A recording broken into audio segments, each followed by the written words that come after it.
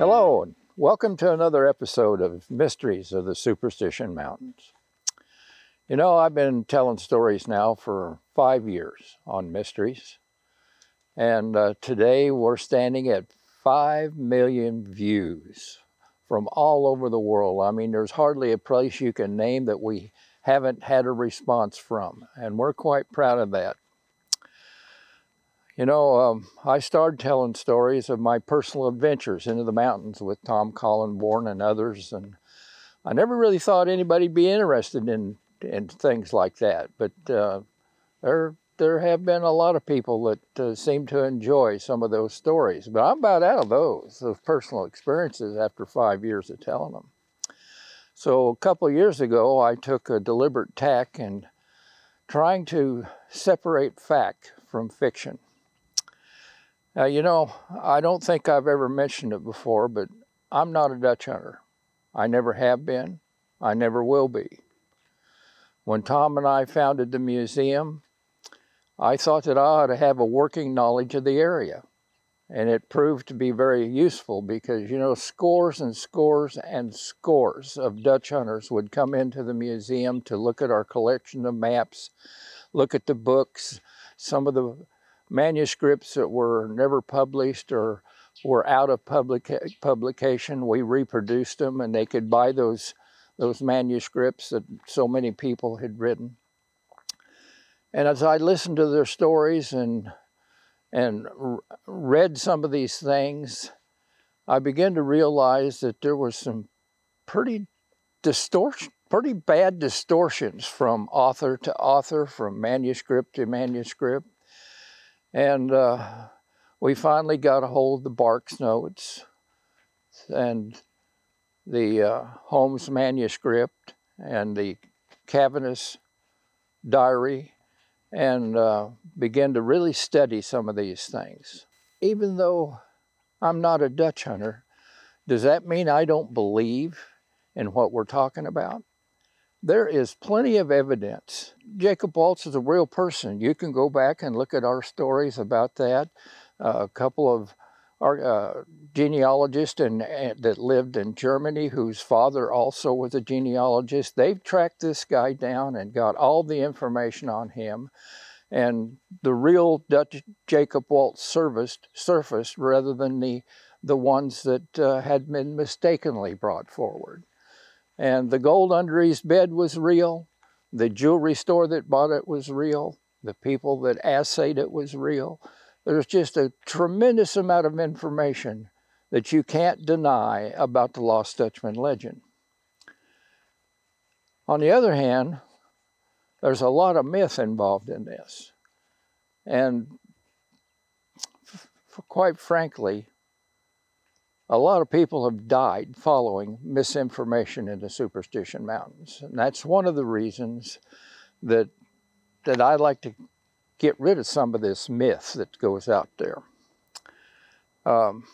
This brings up the point, you know, there's so many books and every one of them has misinformation in it. And the manuscripts, the Barks notes, Tom Collenborn had 4 copies of the Barks notes, and he wasn't even sure he had the right one because every one of them was different. And some people claimed there were 6 different copies of the Barks notes. And one person said there was 7. 6 were typed and 1 was handwritten. Well, I'd love to see the handwritten one, because that's probably the most authentic one. Anyway, Sims Ely comes to the picture. Sims Ely was an author of the Lost Dutchman Mine book. And he had quite a background. And I'd taken a couple of shots at Sims Ely, and I may have to do a little apologizing here, just a little, because I've learned some things about Sims Ely that's fascinating. You know, Sims was born in 1862 in Tennessee. His dad was a Confederate soldier who survived the war, and he was pretty much self-educated. But they moved to Kansas, and he became one of the youngest editors of a newspaper that there ever was. And He was the editor of several newspapers in Kansas and Colorado, and he eventually became secretary to a Kansas senator. And he was also on some kind of Kansas Water Resources Board. And that job there led him to accept an offer to come to Arizona and become the Water Storage Commissioner for Arizona. This was in 1895. Of course, Roosevelt Dam was built in 1911. And he was taking up the Salt River. They found the place where the best place for a dam would be.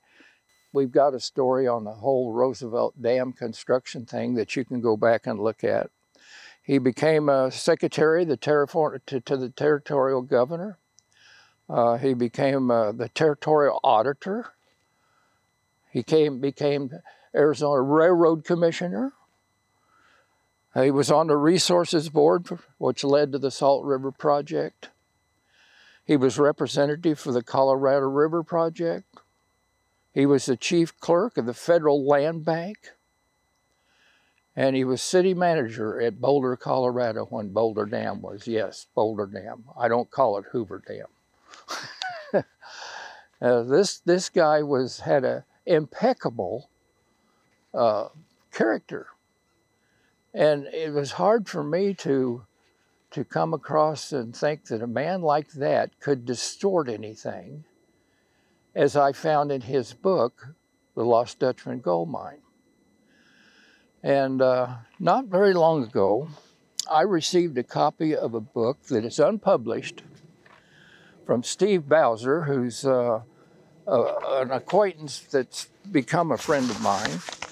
And Steve went in kind of like Hank did. He took all the newspaper stories of Tom Collenborn and combined them into a book where they were easy to read. So Steve came up with this publication, and it shows on the covers the pictures on both covers of all the major players in the Superstition Mountains about the Lost Dutchman Gold Mine. And he went through all the journals of the Superstition Mountain Historical Society and took all the stories of the individuals that are pictured on the covers and combined them into one booklet where it's easy to get to them. Now, I have every journal that was ever published by the museum. But listen, if you want to find a story about a certain person, you got to go through every one of them to find it. But here, it makes it real easy to come up with. And I read something in here that kind of grabbed my attention that I wasn't quite aware of, and I'm going to read it to you so that you get it straight from the horse's mouth. Sims Ely sent his book in to the publisher in 1950. It came out in 1953. But a plethora of letters that Sims received following the book's publication speaks volumes of how the book affected so many people and how they took the book as gospel. The Ely file is full of letters and proposals, sometimes offering new information, and many took and take Sims' book to heart as the history telling the absolute facts of the Lost Dutchman Mine. Unfortunately, this is not true. The book, The Lost Dutchman Mine, is not what Sims submitted to the publisher. It is not history. When the book first came out, it was classified as historical fiction, a factor that's missed by just about everybody who read the book.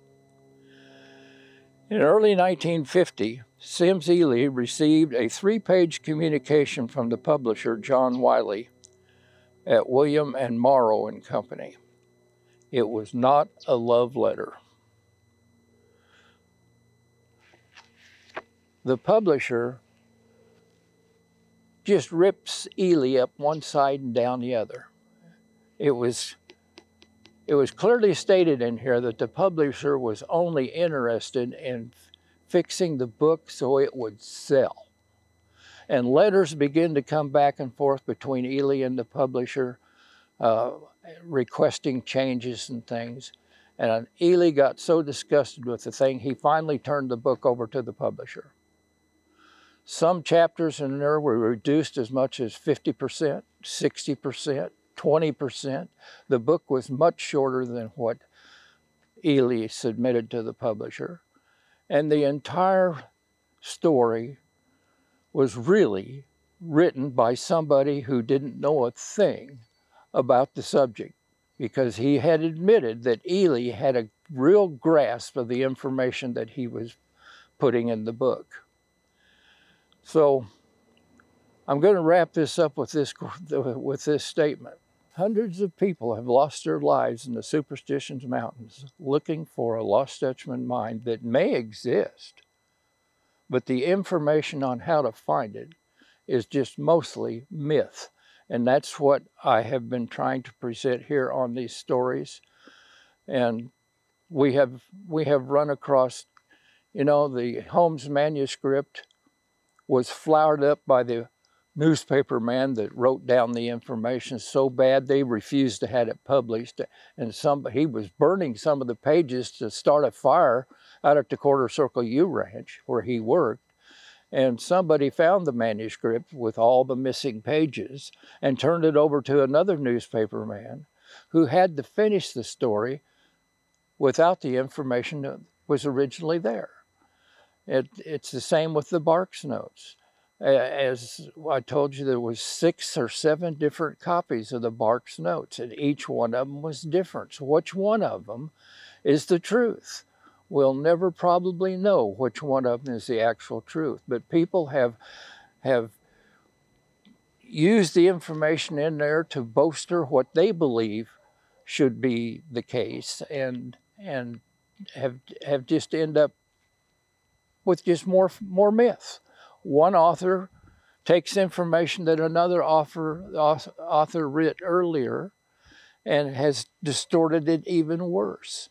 So as we continue here, we have cleared up a lot of things, but as we continue here, when I find some myth, folks, I'm going to tell you about it. So we'll see you down the line. Thank you for watching this episode of Mysteries of the Superstition Mountains.